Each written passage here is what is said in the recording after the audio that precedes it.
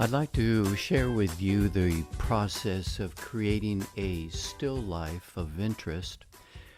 One of the rules that I keep on coming back to is keep on working until you get to a place where you can say, yes, I'm satisfied. I like what I've created. This first image was shot right out of the camera, and I have a dark background behind it. But you'll notice that, well, it just looks terribly busy, at least for my eye. First thing I saw, uh, my wife Nita had these flowers out, and they were just beautiful. And I thought, oh well, maybe I can incorporate that into a a still life. And so I started adding things. I had these little ceramic birds on a piece of wood, and then I took these apples and I cut into one, creating a peel. I actually got that from master painters from the Renaissance that would do that sort of thing.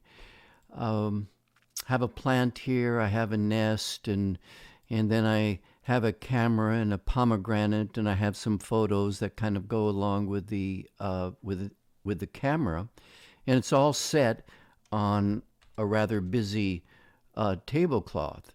So I worked on it for a while, and I realized that holy smokes, it's just way too busy, and I was just not satisfied.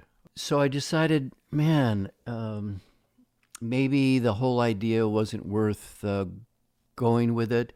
And then I decided, well, maybe if I cropped it, but I still liked these apples, and especially this apple with its skin peeled off and hanging down. I thought that added interest. So the next thing that I did was I cropped it. Well, this has also been touched up a bit. I've added some blur. I've done some work with contrasting.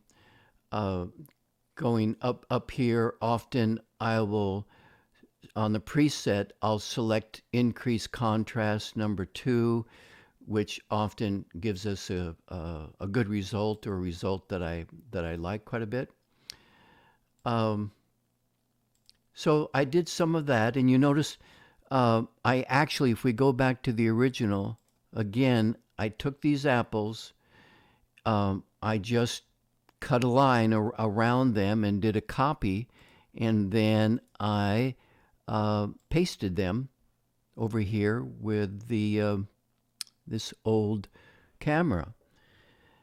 Um, already I'm liking it a lot better.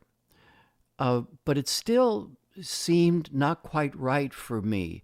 For one thing, the background is completely black now, and that that's a lot of black space, and it just didn't seem to have much interest. Well, I got the idea of taking a photograph that I had of a wall, and maybe using this darker part of this wall.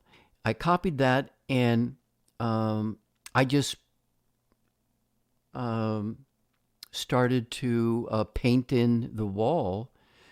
I took that particular wall and then did an inverse and just started painting in the wall where I wanted it, which was in the background. So already now I am feeling pretty good about this image, but still I thought, maybe you could take another layer of another layer to create a little bit more texture.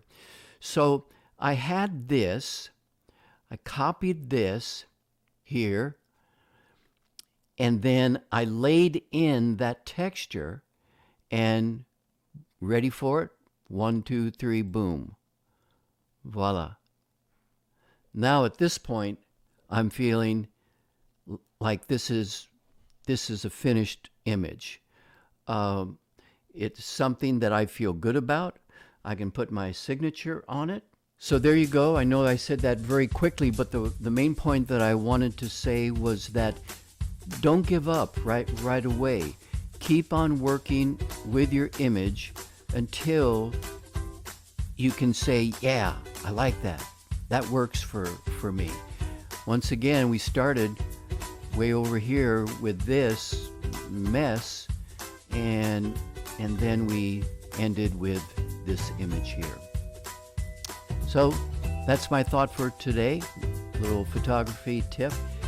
Keep on taking pictures and keep on making your pictures just speak to you and speak to your friends as well.